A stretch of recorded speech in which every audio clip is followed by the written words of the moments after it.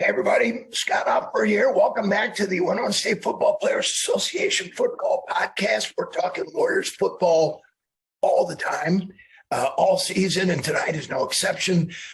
Tonight, my co-host, as always, Colin Charlson, a stud former football player with Winona State, also the first-year president of the Football Players Association. I'm Scott Opfer, the founder of the FPA. And joining us tonight, special guest Spencer Erickson, the co-defensive coordinator, the line coach. Coach, thanks so much for being here. Appreciate you guys having me on tonight. Yeah, Spencer, thanks for joining us. For those of you that are watching, you can tell it's late. It's 8:30. We appreciate you taking some time out of your busy schedule on the road recruiting. I believe you're somewhere between Illinois, Iowa, and the Upper Peninsula of the UP, also known as the state of Wisconsin. So hope it's going well out there, and thanks for joining us. Spencer, hey, take a minute. Tell us about your journey, your football journey, your journey of life, how you ended up at Winona State. For sure. All got started, grew up the son of a head coach. My dad's a high school head football coach here in Wisconsin since 1990. So grew up around football my whole life. That's all I ever known. Is since I could walk, I was on the practice field. So I knew coming out of high school, I wanted to, maybe play if I could. If not, I wanted to get into coaching and just be around football. So wasn't good enough to play college football. Ended up going to Wisconsin Oshkosh, where I was afforded the opportunity to be a student coach for 5 years. So that's where I started with Pat Cerrone at Wisconsin Oshkosh from 2012 to 2016. A part of some great teams there, national title appearance, a bunch of playoff games, things like that, conference championships. So that was 2012 to 16 as a student coach. Then I graduated with my degree in education. And I, going through it early on, I didn't know if I wanted to be a high school coach, college coach. I knew I wanted to coach football. After about my second year of college, I knew I wanted to be in college football. It really had me hooked. So then from there, was looking for graduate assistant opportunities. Had some close friends of mine in the coaching business. I was afforded the opportunity to go be the defensive GA and linebackers at Bemidji State. So you can all say boo. So I went to Bemidji State. I can't pronounce that word. I'm sorry. Yeah. I know. It's a weird word. Yeah. So I had to go up there. I was there for 1 year, 2017. Oddly enough, first game was against Winona at Winona. Hammered us in that game. Hammered us. So was there 1 year. From there, moved on to South Dakota State. Was there then starting 2018 was my first season as the defensive GA there. Worked with the linebackers, Jimmy Rogers. And then our defensive coordinator at the time, Clint Brown, after the 2018 season had left and taken a new job down at Abilene Christian and opened up a full-time position on staff. And when Coach Bergstrom and Coach Rogers became co-defensive coordinators there, they, along with Coach Stiglmeyer, promoted me full-time to assistant defensive line. So then that's where I got my first full-time job, was with Coach Bergstrom, Coach Stiglmeyer, and Coach Rogers at South Dakota State. So I was there basically 18 through this past year. And then in March of 2022, Coach Berge called me up one night. My wife was 8 months pregnant at the time and said, how'd you like to come be the co-defense coordinator and defense line coach here at Winona? So nice surprise. So, yeah. So what goes into that? I mean, as a young coach, you're looking at opportunities. You're always on the move with your family. You're having babies. It's a time of life when you're always going, and you never know when you should buy a house or rent a house, right? But then this opportunity comes up with Coach Berge, and to leave a great situation that you had to come to a great situation at Winona State.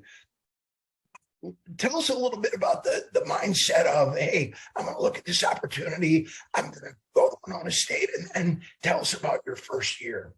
Yeah. So I actually met Coach Berge when I was a student coach at Wisconsin Oshkosh, oddly enough. We were doing a summer camp up at North Dakota State and at Labby's Bar, playing shuffleboard right across the parking lot from the Fargo Dome. Walk in there with some of the guys I was with from Wisconsin Oshkosh, and I knew I was going to, be graduating in the next year or so. So I was going to, try to meet some coaches and, meet some new people through some friends I had. And I met Coach Bergstrom there actually, and I remember talking to him. He was the defense coordinator at the time at Augustana, and I was just talking with him, just kind of shooting the breeze, hanging out. Really got to chat and know him, and he was like genuinely interested in me and my path as a fourth year student coach. Like, who am I to him? A nobody. But just like genuine conversation, wanting to get to know me and my path and everything like that. And it was really cool. We connected, and then it was just kind of funny how it came full circle, and I got hired at SDSU. That I remember that name. Like, I remembered that name, and I was like, wow, you remember that? And we talk about it all the time. We always joke, like at the end, like, man, we've came a long way from Labby's Bar, huh? I said, no doubt, huh, pal? So, so obviously my connection with Coach Bergstrom and knowing him and working with him, that was a big selling point. Just my belief in him and who he is as a person, and as genuine, authentic as he is all the time, was a big part of it. Another big part of it for me was I felt like it was the next step in my career. Being full time assistant defensive line coach, working with the D line and Christian Smith for 3 seasons. It was awesome getting to learn how to be a full time coach, how to have a position room. I had a bunch of responsibilities with special teams and running special teams there, so it was kind of getting in front of the room and leading larger groups, of special teams units and special teams meetings, and just kind of keeps on, you get that itch in, I'm kind of want to lead people. I want to mentor people. So I just kind of had that next itch, that next drive, the next step in my career to, want to lead a defensive staff now, want to lead a full side of the ball. I felt like was my next step to take.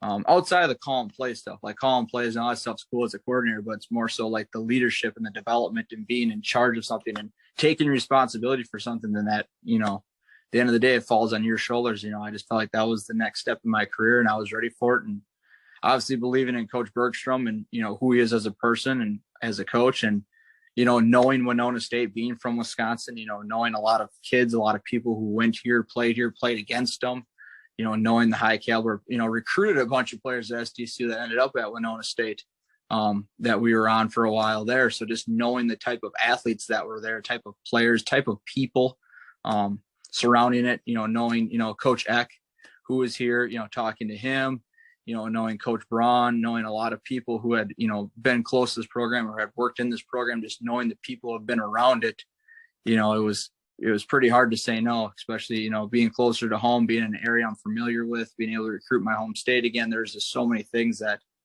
after, kicking around the job or not with my wife, being due pretty soon and things like that, is like, man, I'd be crazy not to do this right now. I couldn't ask for a better opportunity to work for, someone who you had worked with the last 4 years, that it was, what a better way, not only him and obviously Coach Menage, who was already here, who I worked with at SDSU. He was a student coach when I was a graduate assistant, and then he became a graduate assistant when I was promoted. So it's just, a bunch of things that just fell into place there. Sure. So Spencer, tell us, let's look back on the year that was. Defensive side of the ball. Give us your gut reaction. How do you think the season went? What do we need to do as a program on the defensive side of the ball, and just programmatically, maybe in general, as we continue to take that next step as a program? Yeah, I mean, initially at the end of the year, you're always, the feelings, there's only one person that's happy at the end of the year, and that's the team that wins the whole thing. So at the end of the year, you kind of have time to reflect on it, watch back over the film. I'm not a big stats guy, but I browse them enough just to kind of look at it for my own sake, really, than anything. And just looking at what we did defensively, and we did some really good things on the defense side of the ball. Overall, at the end of the day, take the stats out of it, take the wins and losses out of it. I thought the kids played really hard. I thought they were bought in, and it mattered to them. Everything they did mattered all the time. And at the end of the day, that's all you can ask. That's all I can ask out of those guys. That they're bought in, they care, they work hard, and it matters to them. So I thought they did a great job this year, coming in, for me, really, a week and a half before spring ball started, that time all the way through spring ball, through fall, through summer, all those things, the kids were invested and cared. And I think to continue to take the next step is that has to continue now, not just when the feeling of, the fresh start and the new things and everybody's trying to learn. We got to continue to learn and continue to develop now within the system, going into the next year, pushing everybody to that next step, to the edge of their limits, of whether that be, Clay Scheffner knowing even more details of the defense, to a guy like Tristan Root, who came on late at the end of the year to continue to develop him, or AJ Lacey getting better at a technique, or Darius getting better at a certain movement, whatever it might be, whatever your next step is, you need to take it. You need to push yourself to take those next steps. Some kids, it might just be to know the defense, more detailed, or to know what we call formations more, or backfield sets. Everybody's different, but no matter what it is, everybody's got to get better. I got to get better as a defensive, co-defensive coordinator, and as a position coach. Like, everybody has to get better, and that urgency has to be there. I think that's the next step. Not that we're not urgent now, but just that urgency always has to be there, not just when it feels good or when it's convenient in that first year that you're trying to really, make it work. It's got to be there all the time now. And like another thing we talked about was, you guys had goals and they set them at the beginning of the year, and we achieved a lot of goals that they set for themselves. But now the conversation we had after the year was, once you achieve those goals, those are now the standards and the expectations, because you've proven that you can do it. So now our goal was to be, conference champions, make the playoffs, all the statistical stuff that they put out in front of them. Like, you achieve those goals. That's now the standard and expectation. It's not a goal. It's not a wish anymore. That's who we are. Well, both Colin and I have coached at the high school level, and both played at the collegiate level. And one thing I think you get out of it is not just goal setting, but goal readjustment. And once you achieve a goal, you press and push for a higher landing, and talk about the season that you just had and where you are right now. What, like, as a high school coach, when you're done with the season, you're like, wow, you get to relax. You guys get a couple of days and then you're gone and you're on the road and you're recruiting. It's a whole new season. So how does what you just went through and the season you had and the playoffs, then how does that energy follow into the recruiting trail, and how does that benefit you? Mm-hmm. I mean, obviously, the better you are, the more impact you're going to have, and it's easy to recruit. When you're winning, everybody wants to be a part of a winning program. So obviously, that speaks for itself. So a lot of times, the best recruiting you can do during the year is by succeeding on the field. But then, now that the season's over, I mean, you have the week of Thanksgiving, eat some food with your family and friends. And then Monday we're off, we're hitting the road, we're ready to roll. So we're driving all over. I'm in Wisconsin. We got guys in Minnesota, Iowa, Nebraska, Illinois, all over the place, finding the next great group of players to bring into our family. And that's what we tell our guys too, is we're challenging you to bring in guys who are going to challenge you. So your challenge is to continue to elevate your level. And it's about making everybody better. Does it help you?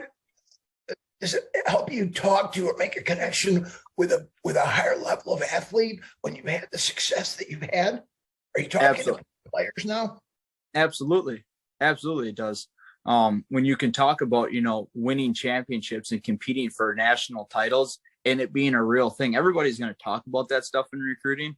But then when you look at the position programs are at, and it's a real attainable thing, and it's a thing right in the very future, in the very forefront of what is coming for a program, it means a lot more. Everybody can talk about winning championships and what they're going to do to get to that point and their vision moving forward. But when you could visually see it in front of you, and when it was, when you were in the national playoffs and you were a conference champion and all that stuff, like, it holds substance then. It's showing that we're there. And you will be the part that will get us to that next level. So you're able to reach those higher level student athletes and those higher class of football players that, they can look at all these different, whether it be Division I, FCS, FBS, high Division II, doesn't matter the opportunity. You have a broader stroke that you can reach when you are having success on the field, because those higher caliber players are going to look at you and say, wow, these guys are competing on a national stage. I want to be a part of that. Yep. Sure. So tell you look forward, a year from now, you guys will be playing in a national title game a week from now, essentially, in 12 months. What excites you about next year's team and the continued development as you guys get your roots planted in Winona? What are you looking forward to in the next 12 months? I think the biggest thing that, I sat down all last week and met with every defensive player individually. And just a lot of it was, obviously meeting with my own position group and having touch points with them, but just, getting the heartbeat and the mind and the thoughts on everybody on the defensive side of the ball. Some of the biggest things that stood to me, I was like, man, I really wish we could go practice right now, was, we were 8-4, but those guys talked about those 4 losses a lot more than those 8 wins, which tells me that they're happy. They were, we had a great year, but they're not satisfied. Like those guys, the amount of times guys brought up those 4 losses, not as like it just is a cloud over their head, but like those are the things they think about. And you're talking about the guys urgent, we're talking 2 weeks removed from our last game, and the amount of guys that are, I'm doing my own stuff. Coach Hodges is giving us some auxiliary lifts to do right now to take care of our bodies. And they're, continually to watch film and continually to ask questions. Like one of the D linemen, I think it was 2 mornings ago, texted me a question about something on film that they saw from one of the games. I'm like, why are you watching the Moorhead game from week whatever? And they had a question on a stunt or a technique. And I was like, well, that's cool. So the investment and the guys' excitement to get back in and get back ready to work, really gets me excited for these next 12 months. Like I talked about, the guys' focus on, those 4 losses more than those 8 wins means a lot to me. And then a lot of it was just the guys the younger guys talking to the freshmen and the sophomore guys, the guys, that didn't see the field much this year, and their urgency to, when I asked them, what's your goals going into spring ball? And then, long-term going into next fall camp. And a lot of guys were saying, I want to play. I want to be a meaningful part of this defense, not just be a guy on the sideline, not just being a depth guy, like guys that want to push their teammates to be better by making themselves better and saying, I want to be able to be a meaningful part of this defense. I want to take meaningful snaps. I want to make an impact, whatever that might look like. Coach, I want to make an impact for us. And when you hear that from a kid who was a freshman or a sophomore, those are the kids that get it. They're not looking at the 3-4 older guys ahead of them saying, oh, my time will come when they go. It's saying, no, I'm going to make them better by making myself better and pushing our whole group to a higher level. That stuff excites me. When the young kids get it at a young age, that's awesome. Well, and you guys have a relatively young group on that side of the ball. I know you've got a couple of key pieces that are graduating and moving on after a 5, 6, 7, maybe 8-year career for a few. But talk to us maybe just a little bit. Just fill us in. Where's the defense at from a seniority standpoint? Because it is a relatively young group, isn't it? Yeah, I mean, at D-line, you lose Carter Duxbury, which, I said it at our banquet too. I said, I'm going to miss Ducky, obviously, for his playmaking ability and skill, but, you're going to miss his leadership and who he is as a person, just as much, if not more.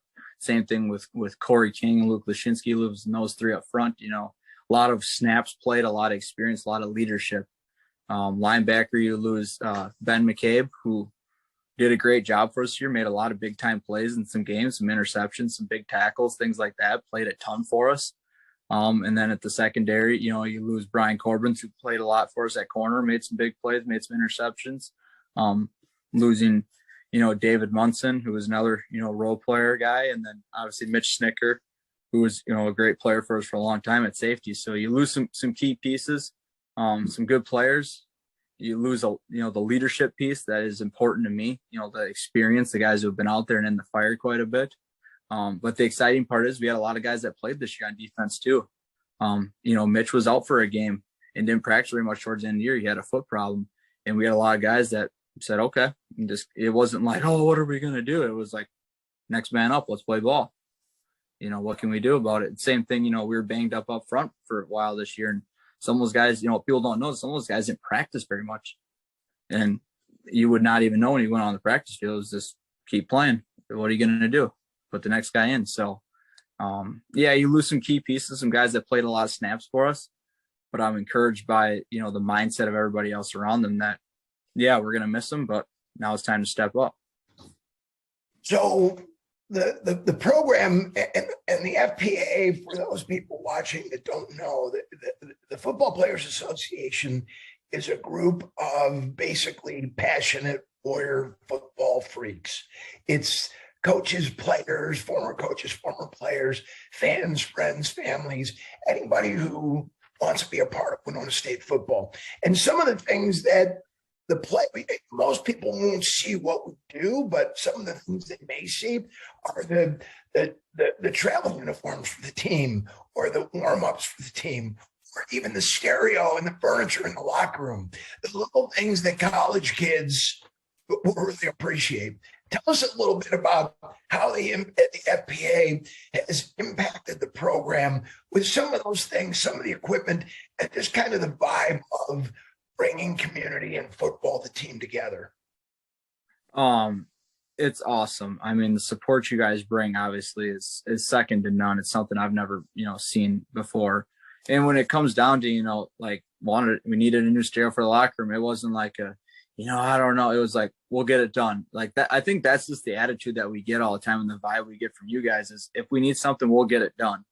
Not we'll see what we can do, kind of him and all. It's like, we'll get it done, which is, it's awesome. Like, we can't thank you guys enough. The travel uniforms, like those little things that some people say, oh, travel gear, but like, it means so much to our players, to have things like that. New couches, like in the locker room, just, it means so much to them. And just to have even you guys on the sideline, cheering for the guys and, being there to support them, just, it means so much to them. And all the things you guys do, all the support when you guys come back and talk to our team, or, things that we're able to say, we got this because of the FPA and the guys, it means a lot to them. And it means even more knowing it comes from guys who are in their shoes, when it's people who they know, names they remember, that when they were going through recruiting that they heard, or obviously a bunch of you guys are legends around there, that just, it means even more when it comes from,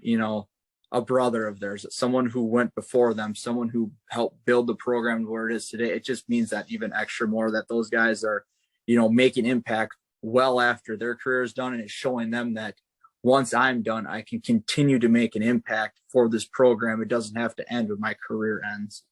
Yeah. Well, one thing I'm just going to add to that, I think you're right about the get it done attitude. And we're going to build a new football stadium, and we're going to get it done. I'm just telling you that. So we're going to find a way, and we got a lot of things going with that, with the foundation of the university. We got a lot of people pulling it all together. It's going to happen. Yeah. Well, hey, Spencer, I really appreciate you joining us and taking some time out of your crazy recruiting schedule. We'll let you get back to that newborn of yours and spend some time with your family tonight, hopefully. For those of you that tuned in, we need you. We want you to be a part of the organization. We'd love for you to come, be a part of a game day experience on campus. If you haven't been back in a while, you got to come. If you have any interest, you're looking for updates, you want to get involved, go to Winona State football. There'll be a link, WinonaStateFootball.org. There'll be a link right down below, and click on it. We'd love to have you get connected.